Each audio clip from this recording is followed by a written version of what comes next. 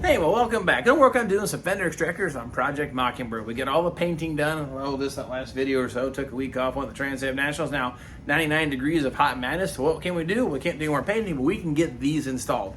The Fender, I needed to paint it first because I don't want any tape lines where this goes on. And the other thing is, the Fender, to access these bolts on these things, has to be off the car. I mean, that's how the factory did. They painted the main car, painted the doghouse, then they actually paint this insert black, and then they paint these separate and then install them. So I'm following kind of the way the factory assembled these cars. Now these are what I found to be the best TransAm side louvers. There's a couple of versions of these.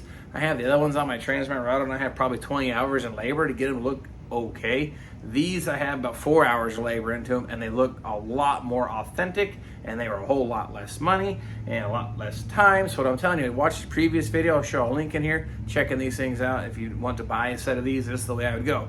The negatives on this is we had to install these studs. They do not come with the studs. And I had to cut the center rib out to change the radius so it actually matches the fender. But other than that, I just block sanded the material that was on here, body worked these things in probably less than 45 minutes each. Didn't have to add any filler to them. The top side had a nice layer of gel coat on it, hit it with 320, blocked it with that, then I blocked it with 600, base clear, and this is exactly how those things came out. No buffing or polishing, love them, they came out really good. This is that XL base coat and a PPG clear coat. Man, it works out great. So anyway, I've rambled on enough. Let's go ahead and get these things installed. You can see I got some masking paper behind here. We're gonna tape this off and paint that black, then get these put on. Now I'm gonna take this off center of the factory. I got a picture right here of an original TransAm fender, very rusty, mind you, but you can see how the factory taped that off, somewhere just behind these two mounting holes. So we're gonna do the same thing somewhere just behind. I've actually even got a template here for the cutouts if you wanna do it just like the factory had. Now, I wouldn't recommend doing that until you actually buy these and install your studs and then drill your holes to what you've done, because I can't guarantee that'll actually match. But again, we're just trying to do the best we can to make this look like $1 million car without spending $1 million, of course. Now this is going to be the most authentic as possible. So painting inside here is important. We're going to paint this black, so in case you ever poke your head and look in here, you're going to see these openings are here, and it's also outlined in black paint like it was from the factory. That's one of those little details I think some people miss, but I don't think it's the end of the world if you skipped it, but we've got the time. And I have a little black rattle can spray paint. We're just gonna use the old Rust-Oleum stuff here. And just put this nice little coat inside here, and we're gonna call it good. You little devil.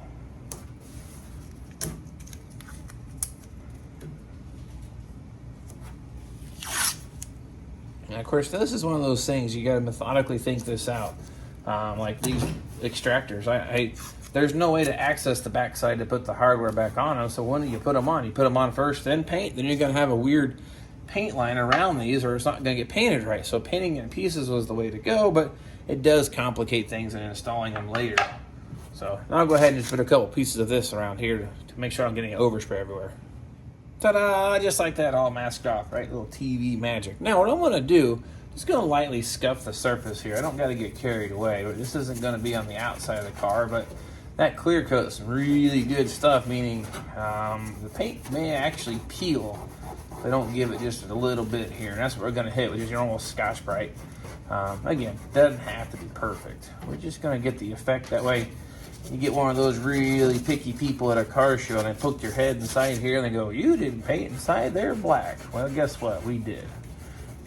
Even my TransAm, I didn't do this treatment, but I also didn't cut the holes out in the fender either, so mine aren't actually even functional. I guess you'd say, I wasn't trying to build the most accurate TransAm recreation or clone, whatever you want to call it. I was just trying to build a car that I could drive, and I thought it looked really cool, but this is one of those added details that I like to do to really kind of set the car apart. So there we go. That's all we're going to do. Wipe it down with a little bit of alcohol. And then we'll put just one little coat of old black spray paint on here. And this is just your typical microfiber cloth. Okay, there we go. Now, move this out of the way so I don't hit that with some overspray. Now we're going to ruin a brand new paint job. Put a little paint on it here.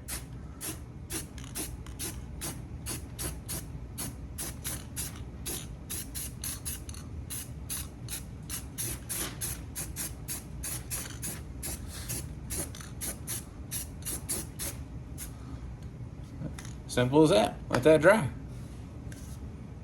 Now it's Christmas morning, right? Go ahead and open up your brand new gift, rip all the wrapping off of it, and what do you have? Yeah, anyway. We'll get this all torn off. Now the thing here is once we get these extractors done, I now can then install these fenders for the very last time. And you'll see here on the edge of the door, I keep saying this probably to the day I stop doing this, tape is cheap, paint is not. So that's just a little protection to keep me from accidentally dinging these things together. I need to hang these fenders for the very last time for this car. I'm looking forward to that, of course. And then, oh man, put this thing on the road and have some fun. So now, the next thing we're gonna do, we'll put their extractor on. Now what I like to do, a little RTV, a little gummy pucky, a few reasons. I guess some crazy ideas. I use lock washers and stuff on these studs anyway, but this helps gum up the threads, keeps it from backing off. I like to put a glob around the base. It really kind of helps hold it to the fender in case, let's say, my studs fail. I guess you could say it's overkill. They don't necessarily need to be watertight, of course. Like the spoiler would be a different story, but for this, I just need to put a little glob on it, a little gunk in the threads, and that keeps the nut from wanting to back off. So let's just say the stud just flexes or something changes. This gives me a little cheap insurance that'll help keep these on, because like I've already discussed, you can't get to this hardware once the fenders are all installed. So then you're in trouble if you ever had to service or come back to this. So I guess you'd say it's kind of overkill. And a little glob on that one. Okay. Find my cap.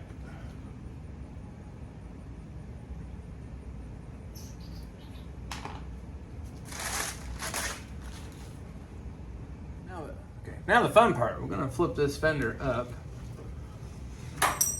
I need to get to the back side to get the hardware started. Okay.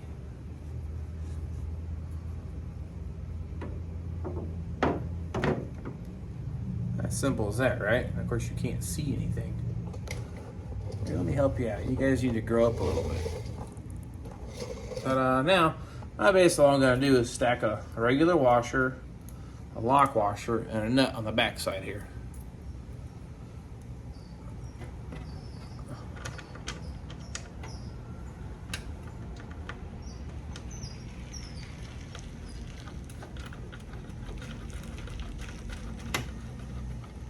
Just repeat that 4 times. All right, got all of them started. Now, just again, those studs are only mounted in fiberglass, so they don't have a lot of strength. We're just gonna get those where they're snug, and it's actually pulled up nice here to the fender, and I haven't even got them tight. I'm actually here clicking. I'll shut my mouth, and then I'm using just my fingertips on the ratchet on the head and snugging these things up, just enough to, like I said, keep it from backing off and keeping it pulled up tight. That's part of the reason I use the RTV on the threads to help ensure this hardware doesn't rattle itself loose over time. There's that one. Oops.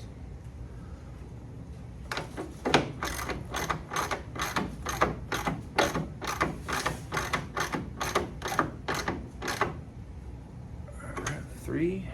And then the last but not least, right here. Okay. Put the fender down and that should do it.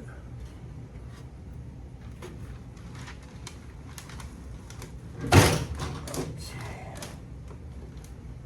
All said and done, look at this. Pulled up nice and snug to the fender. Lightly modifications. You poke your head in the side there now. It's all blacked out, so you really can't see a whole lot happening. So all in all, I think that's gonna work out really good. And those look super close to the factory original ones too. So the next go around, I'm actually working on putting these fenders on permanently. I gotta do the same thing to the driver's side, get that extractor installed, but as you can tell, the Mockingbird is looking a whole lot more gooder. Went ahead and finished up installing the fender extractor on the driver's side. Looks real nice. So we're on a roll today, so why not just keep on going, right? So I'm thinking, let's go ahead and put the fenders back on the car. And before I do so, I like leaving myself little notes inside here because this is an area of the car you don't see, but it's kind of cool to think that someday someone might actually take this back apart. I hope they don't have to, but if they do, a little Easter egg, right? Mockingbird 2024. That's the year we're building it. Probably done here this year, just the same. And the official scribble with a little happy face. So there we go. Now what we're going to do, put that fender back on. Before, when we took these fenders off, we've already tested all this. We know how well it all lines up, but I labeled my shims, so it should be pretty simple. We're going to put the fender back on. I'm going to put a little tape on the edge of the door because tape is cheap, paint is not.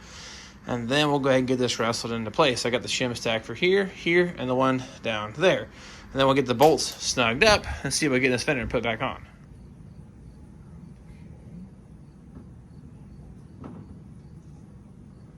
One of those things, slow and steady wins this race. Now, what I want to start with the bolt in here behind the door. Now, the other thing I've done, I have all brand new hardware or refurbished hardware. In this case, this is new. And that's the thing I like about it. I have that contrast between that white fender and this black bolt. Let's say any body color, really. And these bolts aren't painted. That's how they would have been from the factory. Add a little detail, just something I like to do. So first things first, though, we'll get the shim pack ready for up here. Let's get this bolt started. Now, if you recall when I took this apart, I took the shims out, labeled them, wrapped them with some masking tape. This is my left-hand lower, driver's side lower. This is a stack that goes down the bottom. I labeled this in here, driver's side upper.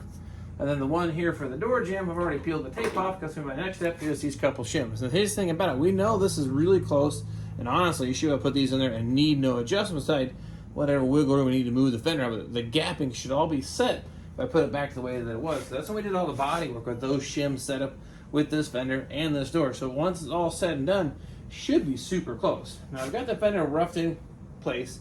Gap is a little large, but still be very cautious when opening this door because you don't want to wipe out the paint at this point. So it is a little bit of a delicate dance here that make sure it doesn't snag anything. Tape helps, but still try not to rub that thing in the ideal spot.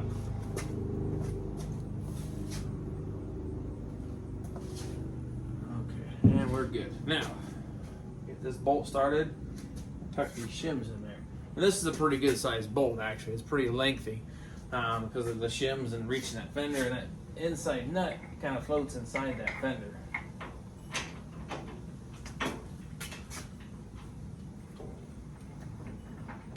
There's my two shims, got it initially put into place. Now when I shut this door, I'm cautious of shutting again, make sure I don't snag, but I'm clearing by a mile, so I'm gonna tell you that I need to bring that fender back. Yeah, this gap is entirely way too big. So I need to leave my bolt just a little bit loose, bring it back, and probably up just a bit. I don't have to worry about the distance in and out because that's what was set by the shim. So I just need to bring this back and probably up just a little bit, and then we'll see how that looks. All right, so that gap looks a whole lot better. It's kind of hard to tell for sure, but I think we're okay now to pull the tape off, and then we can investigate that gap. It's kind of hard to visualize, but I think that's going to get what we need. Now, follow suit. Put the big shims in the bottom of that fender. It'll help pull it down, because right now, if you're looking at this fender, see if I get the camera in here, the point there is a little bit going on. The point looks a little tall right now. You can see this is actually higher than the door. But by the time I actually bolt the bottom of that fender with all the shims, it should pull that in alignment. Because right now my fender is looking a little high. But we'll go ahead and put these shims in and see how it does. All right, now down here, a little different story, of course. Now, I'm going to stack the shims between this part of that fender, the ones I have here labeled and laid out. Then we'll get that bolt put into place, and you'll see then that the fender's a little high, but that should pull it down and in. So let's see if I can get those wrestled in there. Okay, there we go. Got that bolt in there. The shims are in here behind it. Got that snugged up. And you can see now I'm talking about that contrast of that bolt head compared to the white. Now this is lining up better.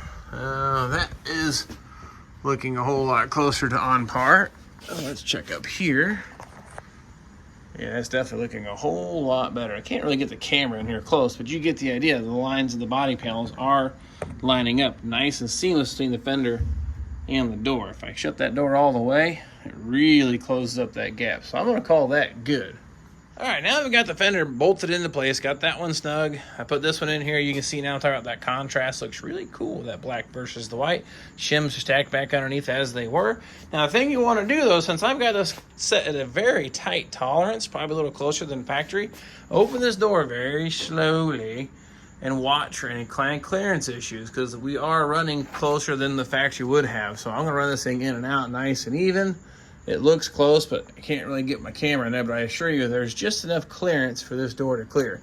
I have probably the thickness of about 8 or 9 pieces of tape. You can kind of see it in there. It's not a whole lot of gap. That should be enough room for this door to operate without damaging the edge of the paint. So that passes that inspection, so that's a go on that part. I don't know about you, but it's looking a whole lot more gooder down the side of this car, putting it all back together. Yeah, put some fender extractors on, got the fenders mounted. I went ahead and did the passenger side just the same, so those are all squared away. So getting a whole lot closer to the finish line. Still need to paint the hood and the cowling, but next week's temperature is supposed to be low enough I might be able to squeeze that in and get that done. And then when this thing won't be a hoodless car. And then I've also ordered the convertible top cylinders, top trim, top latch pieces. That way I can show you how to put a convertible top frame together and get it adjusted and fully functional before putting the vinyl back on it.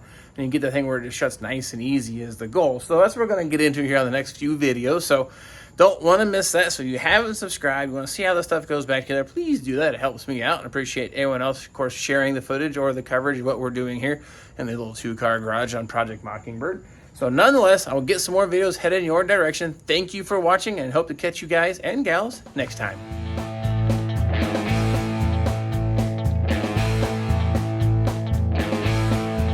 They say there comes a time in everybody's life they have to prove their will is strong.